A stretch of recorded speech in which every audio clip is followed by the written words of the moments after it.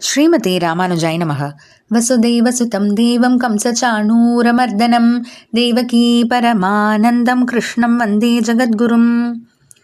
நாள்தோறும் பகவத்கீதையில் நாம் இப்போ இருக்கிறது 11வது அத்தியாயம். இந்த அத்தியாயத்தில் சில ஸ்லோகங்களாகவே அர்ஜுனன் பகவானுடைய விஸ்வரூப தரிசனத்தை கண்டு ரொம்ப ஆச்சரியப்பட்டு போய் பேசுறதுக்கு எதுவுமே இல்லாமல் சாஷ்டாங்கமாக, அதாவது தண்டவத் பிரணாமம்னு சொல்லுவாங்க, அது போல் பகவானோட கால்களில் விழுந்து கைகளை கூப்பிக்கொண்டு அந்த கண்ட காட்சியை விவரிக்கிறது தான் இப்போ நம்ம பார்த்துட்டு இருக்கிறது 15வது ஸ்லோகத்திலேருந்து கிட்டத்தட்ட 51வது ஸ்லோகம் வரைக்குமே இந்த விவரித்தல் தான் போகுது. அதில் இப்போது 19வது ஸ்லோகத்தில் அர்ஜுனன் என்ன சொல்கிறாங்கன்னு பார்க்கலாம். ஏன்னா இதுக்கு முந்தின ஸ்லோகத்தில் தான் சனாதனக புருஷா, அதாவது நீ எப்போதும் இருக்கக்கூடியவராய், அது எப்படி எப்போதும் இருக்கக்கூடியவராய் என்ன அப்படின்றது இந்த ஸ்லோகத்து மூலமாக நம்ம புரிஞ்சுக்கலாம். அநாதி மத்தியாந்தம் அனந்த வீரியம் அனந்த பாஹும் சசி சூரிய நேத்திரம் பஷ்யாமி த்வாம் தீப்த ஹுதாஷ வக்த்ரம் ஸ்வதேஜசா விஸ்வமிதம் தபந்தம். அநாதி மத்தியாந்தம் அனந்த, அதாவது ந ஆதிம் ந மத்திய ந அந்தம், அதாவது தொடக்கமும் இல்லாத நடுவும் இல்லாத முடிவும் இல்லாத உன்னோட உருவத்தை நான் காண்கிறேன் அப்படின்னு அர்ஜுனன் சொல்கிறான்.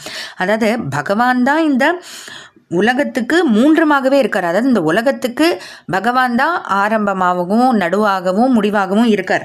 ஆனால் பகவானுடைய இப்போ இந்த உருவத்துக்கு இந்த மூன்றுமே இல்லை அப்படின்றது தான் அர்ஜுன் பார்த்து சொல்கிறது. அது மட்டும் இல்லை, ஆரம்பமும் இல்லை நடுவும் இல்லை முடிவும் இல்லைன்னா என்ன அர்த்தம்? இன்னொன்று நம்ம இதை வச்சு என்ன தெரிஞ்சுக்கலாம்னா, பகவான் எப்போதுமே இருக்கார். ஏன்னா இப்போ இருந்தார் நாளைக்கு இல்லை இன்னைக்கு இருக்கார் நேற்று இல்லை அப்படின்னா தான் நம்ம ஏதோ ஆரம்பம் இருக்குது முடிவு இருக்குன்னு சொல்லலாம். எப்போதுமே இருக்கார், இது ஆரம்பமும் இல்லை முடிவும் இல்லை நடுவும் இல்லை அப்படின்னா அப்போ எப்போதும் இருக்காருன்ற ஒரு அர்த்தமும் வருது.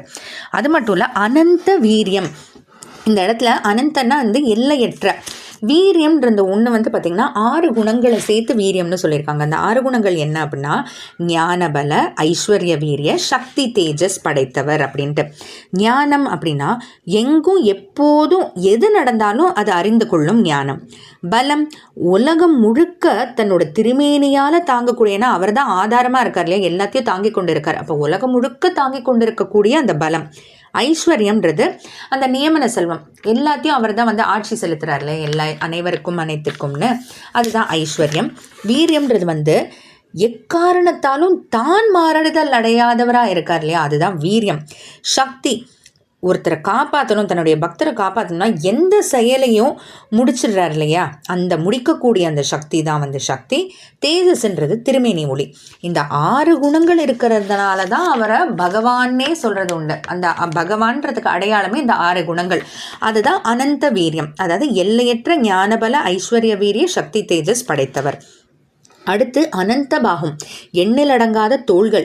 சசி சூரிய நேத்திரம், சசி சூரிய நேத்திரம்னா சந்திரனுடைய குளிர்ச்சியும் சூரியனுடைய வெப்பத்தை போன்ற அந்த 2 கண்கள். இதைத்தான் ஆண்டாள் பார்த்தீங்கன்னா கதிர்மதியம் போல் முகத்தான்னு திருப்பாவையில் சொல்லியிருக்காங்க. அதாவது நம்ம சூரியனும் சந்திரனும் போன்ற கண்கள்னா அப்படியே பார்க்க சூரியன் மாதிரியோ சந்திரன் மாதிரியோன்னு புரிஞ்சுக்க கூடாது. இப்போ ஒரே சமயத்தில் பக்தர்கள் கிட்ட சந்திரனை போல குளிர்ச்சியான ஒரு பார்வையும் கொடுக்குறாரு. அதே போல எதிரிகள்னு ஹிரண்யகசிபு போன்ற ஆட்கள்லாம் சூரியனுடைய வெப்பம் போன்ற அந்த கண்களாலையும் பார்க்குறாரு அப்படின்றத தான் நம்ம சசி சூரிய நேத்திரம் மூலமாக புரிஞ்சுக்கிறோம். தீப்த ஹுதாஷ வக்திரம், அதாவது கொழுந்து விட்டு எரியக்கூடிய அந்த அக்னி போல வாய் இருக்கக்கூடியவர் அப்படின்னு. ஏன்னா பார்த்தீங்கன்னா இந்த பிரளய காலத்தில் எல்லாம் முடிஞ்ச அந்த அழியிற சமயத்தில் எல்லாமே பகவானோட வாய் வழியாக தான் உள்ளே போகுது. ஆனால் அக்னியை போன்ற வாயின்னு சொல்கிறதுனால அவர் எல்லாத்தையும் எரிச்சு அழிச்சிட போகிறதில்ல. ஏன்னா அந்த வாய் வழியாக உள்ளே போய் பகவானுக்குள்ளே தான் அது பத்திரமா இருந்து திரும்ப படைத்தல் ஆரம்பிக்கும் போது பகவானே தான் அதை வெளியில் கொண்டு வர்றாரு. அதனால் தீப்த ஹுதாஷ வக்திரம். ஸ்வதேஜசானா பகவான் அவருடைய திருமேனி ஒளியினாலேயே இதம் விஸ்வம், இந்த உலகத்தை தபந்தம் வெற்றி கொள்கிறார் அப்படின்றத அது மூலமாக நம்ம புரிஞ்சுக்கிறோம். அப்போ இதில் பார்த்தீங்கன்னா பகவான் எப்படி எப்போதும் இருக்காருன்றதை தெரிஞ்சுக்கிட்டோம்.